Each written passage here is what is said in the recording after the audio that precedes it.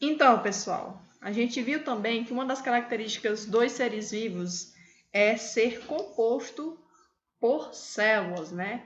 Então, nós temos aí que todos os seres vivos, com exceção dos vírus, né, são compostos por célula.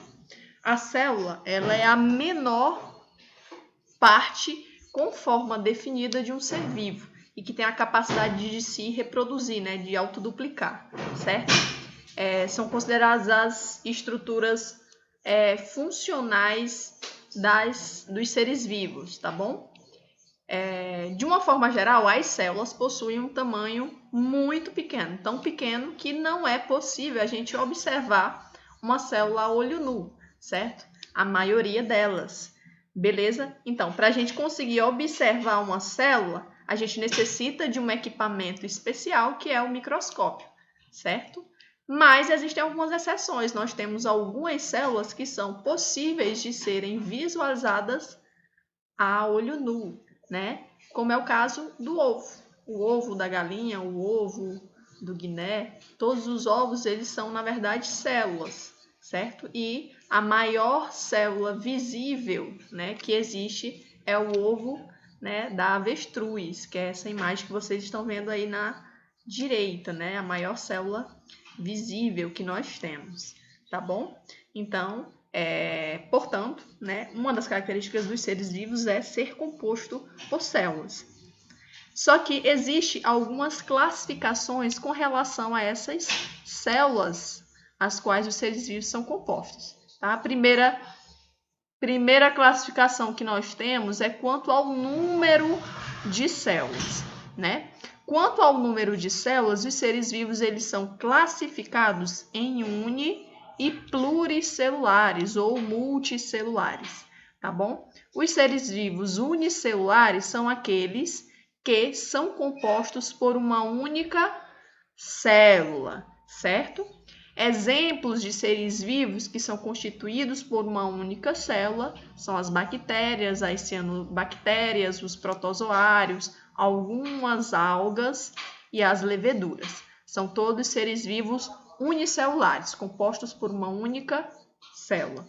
Já os seres vivos pluricelulares ou multicelulares são aqueles que são formados por mais de uma célula ou por várias células, tá bom? Exemplos de seres vivos pluricelulares são, por exemplo, as plantas e os animais, né? São seres vivos pluricelulares. Nós temos aqui, ó, a imagem mostrando alguns seres vivos unicelulares e alguns seres vivos pluricelulares. Temos aqui os protozoários, as bactérias e os fungos como seres vivos unicelulares, e aqui os mamíferos, as esponjas e as pteridófitas, que são um tipo de planta, tá? Que são seres vivos pluricelulares. Já quanto ao tipo de célula, os seres vivos eles são classificados também em dois grupos, né? De acordo aí com a organização do núcleo da célula. São as chamadas células procariontes e as células eucariontes. Primeiro nós vamos conhecer aqui as células procariontes, também chamadas de procarióticas ou protocélulas, tá bom? Essas células têm como característica não apresentar uma membrana envolvendo o núcleo da célula. Essa membrana que envolve o núcleo da célula é chamada de carioteca. Então, os seres vivos procariontes, portanto, não possuem carioteca, não apresentam carioteca. E o seu material genético ele não fica no núcleo, ele fica disperso, misturado com os componentes citoplasmáticos, tá bom? Então, o DNA fica aí disperso no citoplasma. Os únicos seres vivos pertencentes a esse grupo são as bactérias, as cianofitas, são um tipo de algas, e as micobactérias, são seres vivos, portanto, procariontes. Agora nós vamos conhecer aqui a estrutura da célula procarionte. A célula procarionte é semelhante a essa imagem que vocês estão vendo. Ela é uma célula bastante simples. O material genético, como vocês podem observar, ele está aqui disperso no citoplasma. Não existe uma membrana individualizando o núcleo, não existe a carioteca, tá bom? Já as células eucariontes ou eucarióticas ou eucélulas, elas são bem mais complexas do que as células procariontes, certo? E apresentam carioteca. Elas possuem a carioteca, ou seja, uma membrana que individualiza e separa o material genético no citoplasma. Então, ele fica separado do restante do conteúdo citoplasmático, né? Aí, devido à presença dessa membrana que é a carioteca, tá bom? No citoplasma das células eucariontes, né, existem também outras estruturas membranosas, com uma membrana semelhante à membrana do núcleo, semelhante à própria membrana citoplasmática, que são chamadas de organelas citoplasmáticas ou organelas celulares, tá bom?